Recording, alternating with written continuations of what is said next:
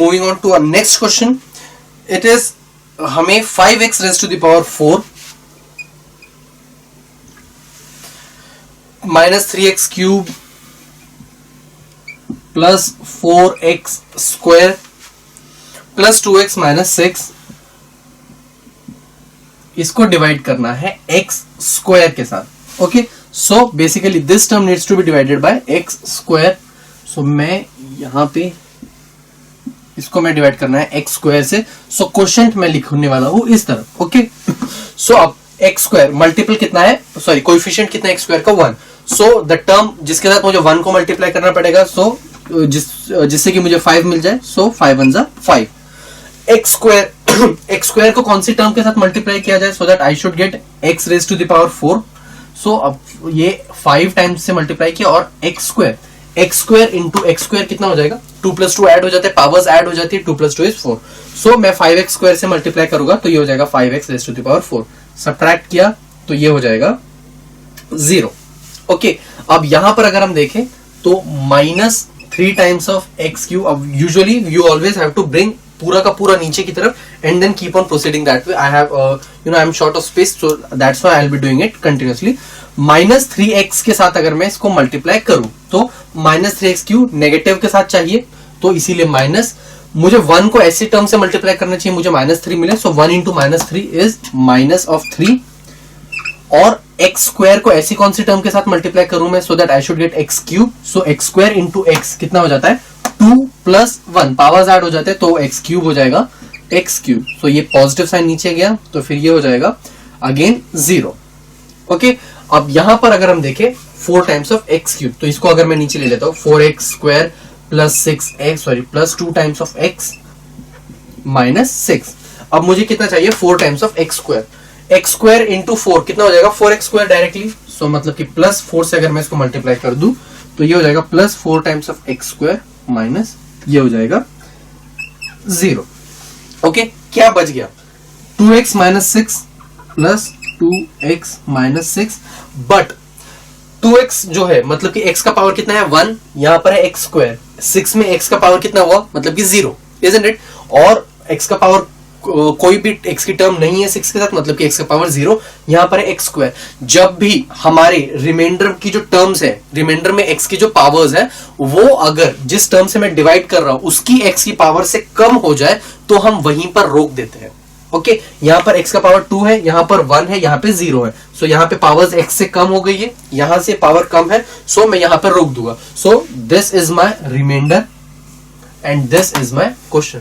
Okay, these are the 2 things that they mostly ask. So इस तरीके से जिस भी पॉइंट पे रिमाइंडर की जो x की पावर्स है वो जिस टर्म से हम डिवाइड करने वाले हैं उससे डिवाइजर से कम हो जाए, उसी पॉइंट पे हम लोग रोक देते हैं हमारे डिवीजन को.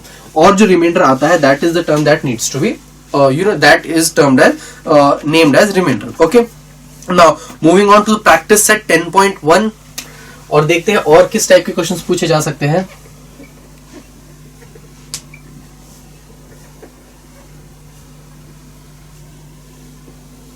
सो पहला क्वेश्चन है, okay, now question is divide and write the quotient and remainder. First question is 21m square divided by 7m. 21m square divided by 7 times of m. So this one is an easy one. 21m square 7m. Okay, constant से multiply होता है. 7 ऐसी कौन सी term से multiply होगा, 21 मिलना चाहिए. 7 3 21. m को ऐसी कौन सी टर्म से मल्टीप्लाई करें that I should get m square. m into m कितना होता है, m स्क्वायर. सो ये हो जाएगा m स्क्वायर. माइनस किया तो 0. So remainder is 0 and quotient is 3 times of m. So you have to specifically write it in this way that remainder of, ठीक है, when 21m square is divided by 7m, remainder is 0 and quotient is 3 times of m. Okay, moving on to the next question. Next one is 40a cube divided by -10a. 40a cube divided by -10 times of a. Okay, सो ये हो जाएगा 40a cube को हमने divide किया है -10 times of a के साथ. Okay, अब 10 को ऐसी कौन सी टर्म के साथ मल्टीप्लाई करूं, -10 को ऐसी कौन सी टर्म के साथ मल्टीप्लाई करूं, आई should get 40, isn't it? Constant constant के साथ मल्टीप्लाई होता है। सो 4 से अगर मैं मल्टीप्लाई करता हूं, -10 इंटू 4 कितना हो जाएगा, -40। क्या मुझे -40 चाहिए? नहीं, मुझे +40 चाहिए। सो -10 इंटू -4, माइनस माइनस हो जाएगा प्लस, तो ये हो जाएगा +40। ओके, अब यहां पर a को ऐसी कौन सी टर्म के साथ मल्टीप्लाई मैं कर सकता हूं, that I should gate a cube. a को a स्क्वायर के साथ अगर मैं मल्टीप्लाई करूं तो इसका पावर 1 है, 1 + 2 हो जाता है 3। सो ये हो जाएगा a क्यूब। कितना बच गया? 0। So remainder is 0 and quotient is -4a square.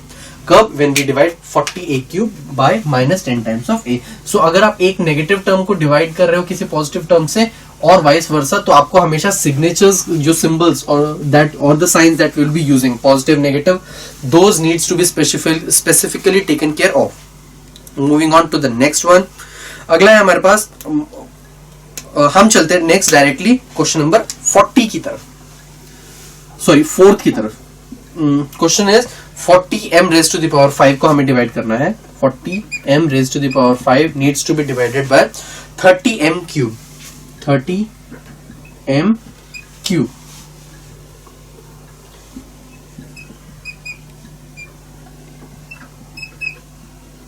Okay, अब 30 को मैं ऐसी टर्म से मल्टीप्लाई करना है so that I should get 40। Okay, मैं उस टर्म को x ले लेता हूं। So 30 into x is equal to 40 में अज्यूम कर लेता हूं, 0 0 कैंसिल, x कितना आ रहा है, x is equal to 4 divided by 3। Okay, 30 को अगर मैं 4/3 से मल्टीप्लाई करूंगा तो I will get 40। So I am going to get 4/3। 4/3 से मल्टीप्लाई करूंगा तो मुझे 40 मिलेगा, तो यहां पर आ गया 40। और m क्यूब को मैं ऐसी कौन सी टर्म के साथ मल्टीप्लाई करूं so that I should get m raise to the power 5। m cube को मैं m स्क्वायर से मल्टीप्लाई करूंगा तो I will get m raise to the power 5। So ये हो जाएगा 40 m raise to the power 5 की सब्ट्रैक्ट किया तो remainder is 0 and question is 4/3 m square. So इस तरीके से अगर आपको प्रॉपरली कोई ऐसा नंबर नहीं मिल रहा है या फिर उसका मल्टीपल नहीं है डिवाइजर के अंदर, डिविडेंड का कोई भी मल्टीपल नहीं है, तो आपको ध्यान देना पड़ता है कि ऐसी कौन सी टर्म से आप मल्टीप्लाई कर सकते हो so that you should get the same term again. Okay, moving on to the next question. हम okay, question number 5। We need to divide 5x cube -7 3x square. 5x cube -3 times of x square by x raise to the x square. मुझे इसको x square के साथ divide करना है। Okay, सो अब x square का coefficient कितना है? 1। सो 1 5 यहाँ पे 5 आ जाएगा। x स्क्वायर को ऐसी कौन सी टर्म के साथ मल्टीप्लाई करूंगा सो that I should get x cube.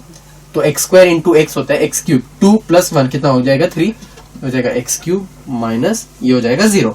-3 times of x square आ जाएगा नीचे। अब यहां पर मुझे -3 चाहिए, 1 इंटू -3 तो फिर यहां पर आ जाएगा -3।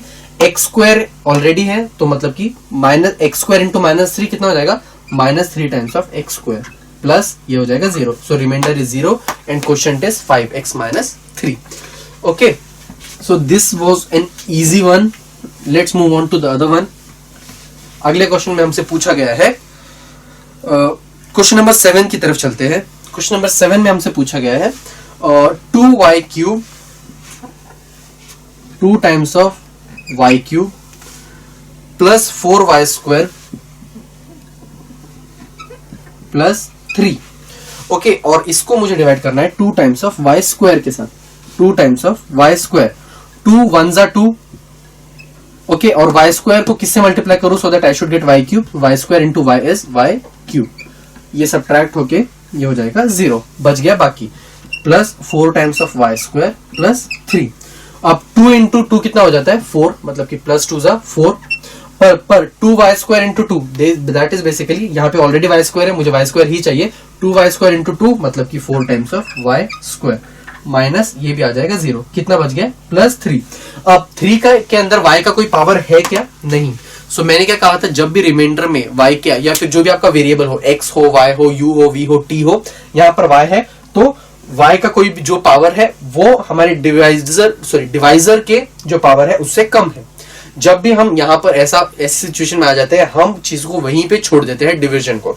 सो this is my remainder and this is my, मतलब कि y + 2 is my question. Okay, so you should always keep in mind कि हम we cannot keep dividing it even if there is even if the power of the variable in your remainder is lesser than the one in divisor, तो हम उसको continue नहीं कर सकते, वहीं पे हमें रोकना पड़ता है. So this is something that needs to be kept in mind.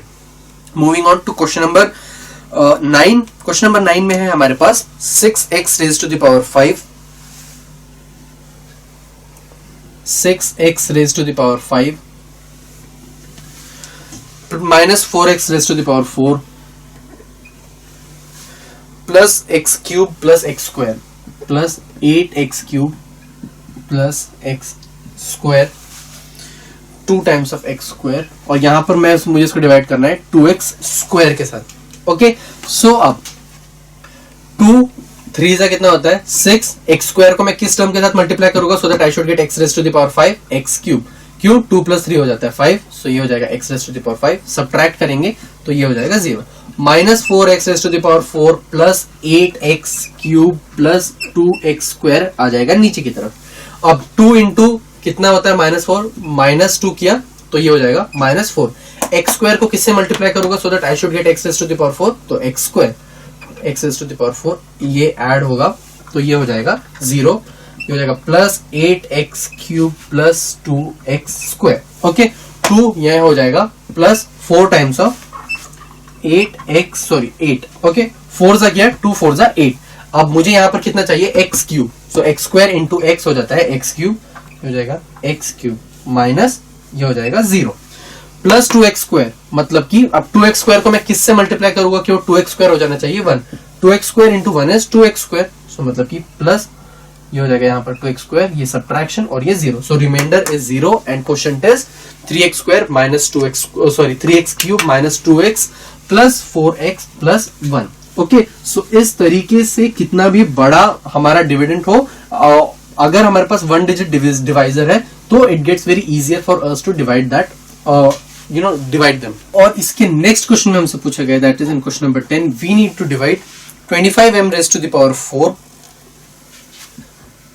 25m raised to the power 4 minus 15m cube plus 10m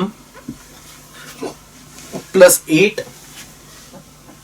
and we need to divide it by 5m cube. 5m cube. Okay, अब सबसे पहले 5 को हम किस term से multiply करेंगे कि हमको 25 मिलना चाहिए. 5 5 जा होता है 25, 5 5 जा 25, और m क्यूब को ऐसे कौन से m की पावर से मल्टीप्लाई करेंगे that we should get m raise to the power 4, तो m cube into m is m raise to the power 4. इसको सब्ट्रैक्ट किया तो ये हो जाएगा 0. अब इसको किया तो ये हो जाएगा minus 15 times of m cube. Okay, अब यहाँ m क्यूब है, यहाँ भी m क्यूब है, तो 5 को ऐसे कौन सी टर्म से मल्टीप्लाई करेंगे तो आई विल गेट -15, सो ये हो जाएगा -3. 5m क्यूब -3 कितना हो जाएगा माइनस ऑफ 15m क्यूब. ये पॉजिटिव है इसीलिए नेगेटिव, ताकि मुझे मिल जाए नेगेटिव टर्म, यहाँ पे पॉजिटिव किया तो ये हो जाएगा 0. ठीक है, minus plus -15m cube plus 15m cube मतलब 0. क्या रह जाएगा मेरे पास plus 10 times of m plus 8. Now अब ये 10 टाइम्स ऑफ m प्लस 8 है, उसमें m की पावर्स चेक करते हैं. यहाँ पर m की पावर कितनी है 1, यहाँ पर कितनी है m की पावर है 0. क्या वो इसकी पावर जो हमारे डिवाइजर का पावर है m के उस पावर से कम है? यस, m का पावर कितना है डिवाइजर में, दैट इज 3. यहाँ पर है 1, यहाँ पर है 2, तो यहाँ पे है 0. सो हम यहीं पे रुक जाएंगे. ओके, क्योंकि यहाँ पे रिमाइंडर के अंदर जो m के पावर्स है they are less than the one we have in divisor. So अब इसके अंदर quotient is 5m minus 3 and our remainder is 10m plus 8. So इस तरीके से हमें हमेशा ध्यान देना पड़ता है कि कहां पर हमें रुक जाना है, and it's very easy actually. अगर आप देखते हमें यहाँ पर 5m क्यूब से मल्टीप्लाई करना था, m क्यूब से छोटी जितने भी यहाँ पर टर्म होंगे हमारे डिविडेंड में वो सारे हमें डिवाइजर के अंदर एज इट इज मिलने वाले होते हैं. ओके,